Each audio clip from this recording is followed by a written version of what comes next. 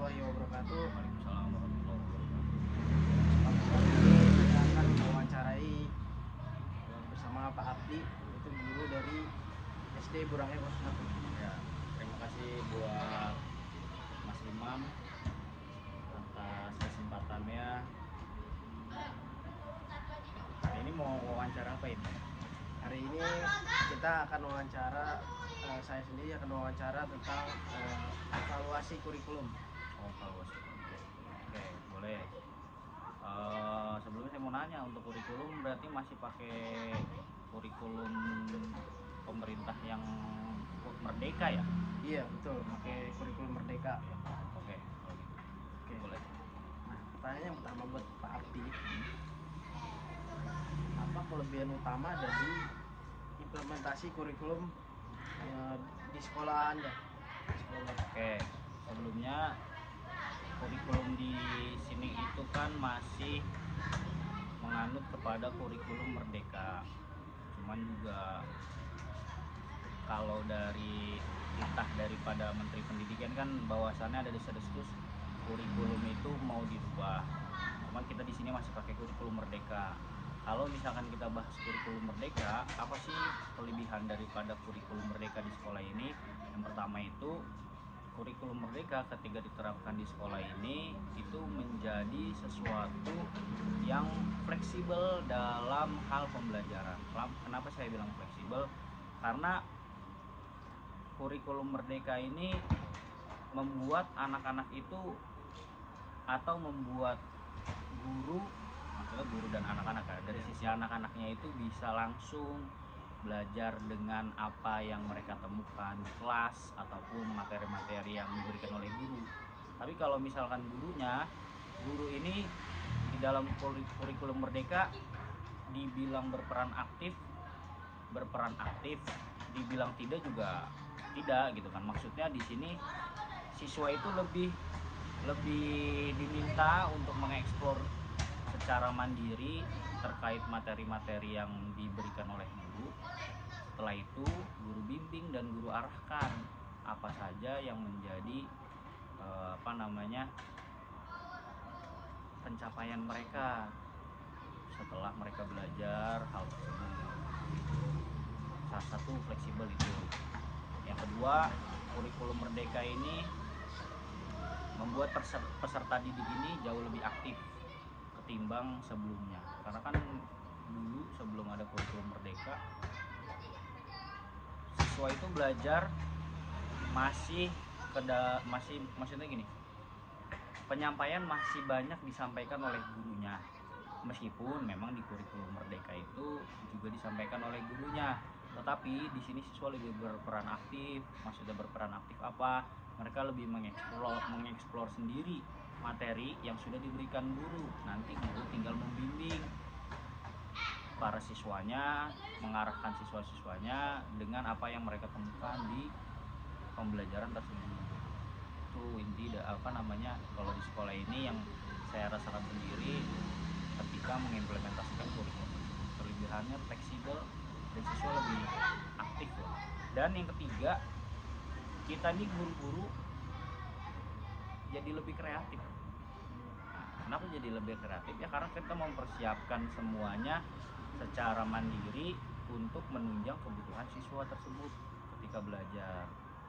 Nah, yang pada akhirnya siswa tersebut bisa mendapatkan pengalaman yang mungkin sebelumnya belum mereka rasakan, baik itu di kelas yang lalu karena masih menganut kurikulum yang lama, ataupun di rumah mereka yang mereka belum dapat di rumah tapi di sekolah mereka bisa dapat. Itu kelebihan daripada kurikulum yang diimplementasikan di SD ini sih seperti itu. Nah, itu kan tadi ada kelebihan, terus ada kelebihan, pastinya ntar ada kendala juga. Ini gimana nih kendala utama dari proses implementasi kurikulum? Kekurangan berarti. Iya kan, kekurangan. Oke. Yang pertama, kalau misalkan kita berbicara kekurangan, pasti semua aturan, semua kurikulum yang sudah ditetapkan oleh kementerian, meskipun memang kurikulum itu bagus, pasti mempunyai celah kekurangan. Yang pertama, kekurangan yang saya lihat itu ketika anak-anak itu belajar fleksibel, maksudnya tadi kan saya bilang di kelebihannya fleksibilitas gitu kan. Ketika anak-anak diberikan fleksibilitas itu, terkadang ada kesenjangan daripada anak itu sendiri. Maksudnya kesenjangan apa? Anak yang bisa mengikuti materi itu, maka mereka akan bisa tuh. Tapi anak yang nggak bisa atau anak yang kurang dalam segi entah itu ranah kognitifnya atau ranah motoriknya segala macamnya, itu pasti akan ketinggalan karena fleksibilitas itu. Dan kekurangannya kurikulum itu sendiri, ini kita bicara kurikulum merdekanya, kalau menurut saya terjadi kesenjangan sih, yang harusnya ini diperhatikan oleh pemerintah, kesenjangan ini, maksudnya biar anak-anak itu semuanya merata dari segi intelektualnya. Meskipun kita nggak bisa maksain ya, anak-anak itu intelektual kritisnya tuh harus sama. Cuman saya ujiannya gitu kan, kita yang di sekolah itu memberikan sesuatu yang berbeda kepada murid-murid kita, entah itu dari metodenya kita bedain, entah itu dari materinya kita bedain. Karena saya pernah melaksanakan itu kelas berdiferensiasi, itu kita terapkan pada materi matematika di kelas 4. Itu dibagi ke dalam beberapa kelompok siswa, dan satu kelompok itu diberikan satu permasalahan atau materi yang kita kasih, lalu mereka itu kita bedain metodenya karena nggak sama. Contoh misalkan gini, siswa yang baru bisa tambah-tambahan, dia nggak akan bisa naik ke pengurangan kalau ditambah di penjumlahannya itu masih keder, masih kurang. Siswa yang di pengurangan nggak mungkin bisa naik ke perkalian kalau misalkan di penjumlahan dan di pengurangannya itu masih suka ada yang keliru. Maka dari itu kelas berdiferensiasi ini ditujukan untuk hal tersebut, menunjang kesenjangan antara siswa mana yang memang paham dengan materinya, ataupun memang yang kurang, ataupun yang nggak paham sama sekali gitu, Mas Imam. Oke, pertama tuh fleksibilitas dari implementasi kurikulum merdeka itu adanya ketidakmerataan antara siswa, karena pasti kan dibeda-bedain tuh.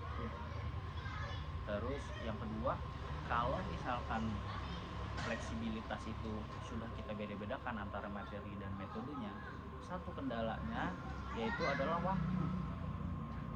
Waktunya pasti kan makan banyak, karena nggak mungkin anak-anak yang bisa ini, anak-anak maksudnya dalam tanda kutip anak-anak yang memang kognitifnya ini udah bagus gitu kan, mengerjakan soal itu lebih dari 15 menit itu nggak mungkin, karena mereka udah paham. Tapi yang jadi kendalanya, kita kan bukan terfokus kepada seseorang atau siswa yang kognitifnya sudah bagus nih, tapi justru malahan kita juga harus berfokus kepada siswa yang ranah kognitifnya itu masih kurang. Nah itu sebetulnya memakan daripada waktu.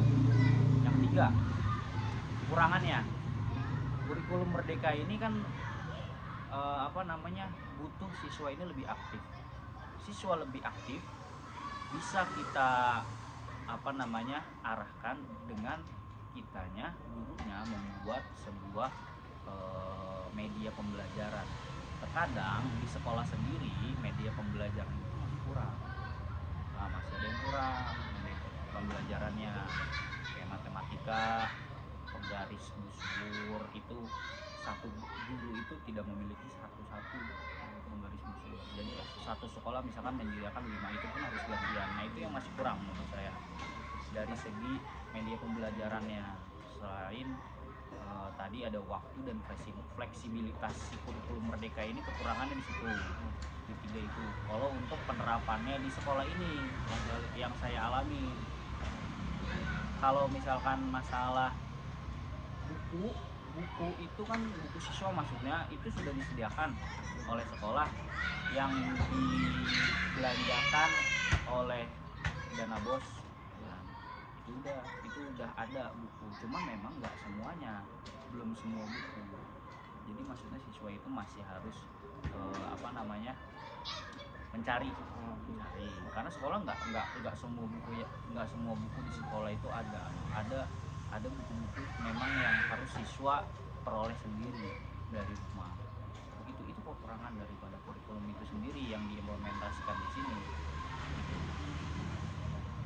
Jadi tadi kan ada beberapa kekurangan dan kendala ya.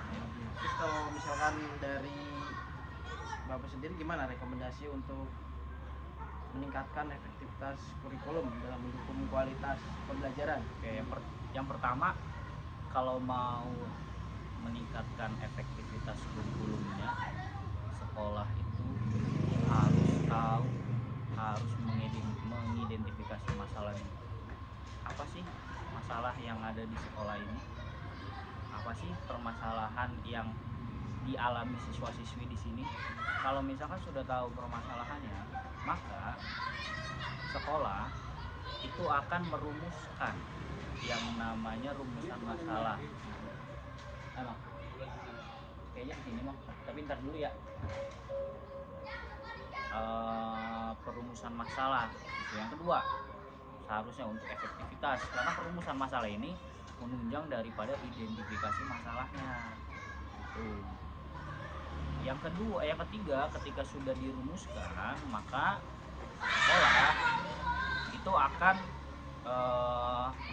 mencari materinya dari permasalahan ini.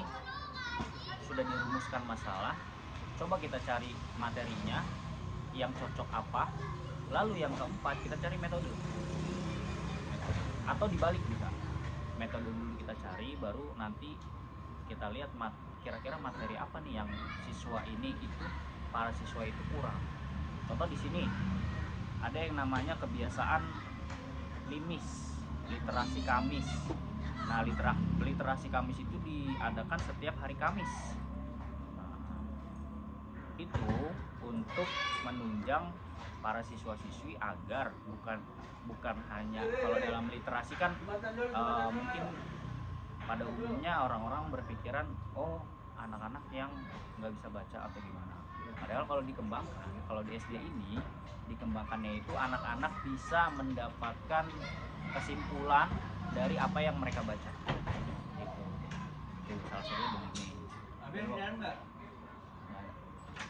Dan waktu itu saya juga pernah melakukan kelas berdiferensiasi. Nah, kalau kelas berdiferensiasi itu untuk khusus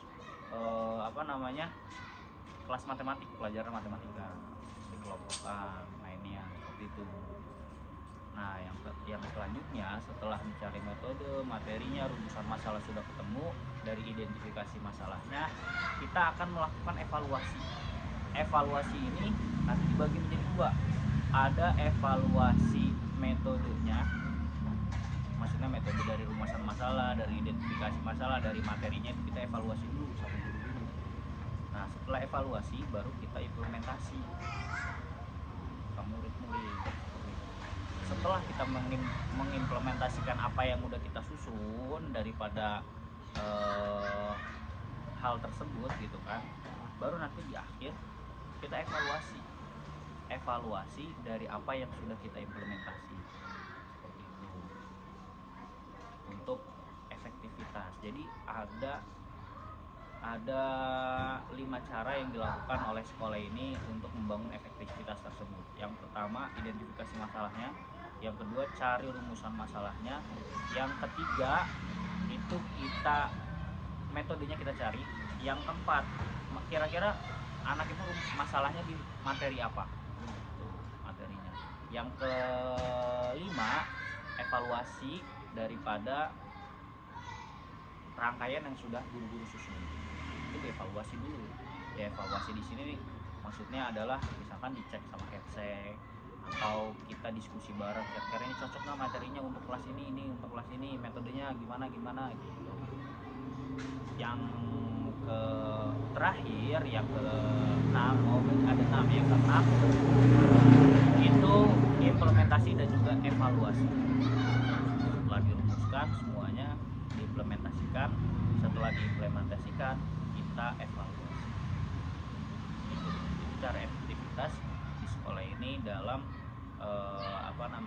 menunjang, memperbagus, memajukan kurikulum yang ada di sekolah ini. Seperti itu. Ada lagi? Oke, mungkin cukup sampai sini. Berarti banyak memang evaluasi yang dilakukan di SD Burang Loro 1 ini ya Pak? Iya. Mungkin cukup di situ. Terima kasih Pak Abdi Sama-sama. atas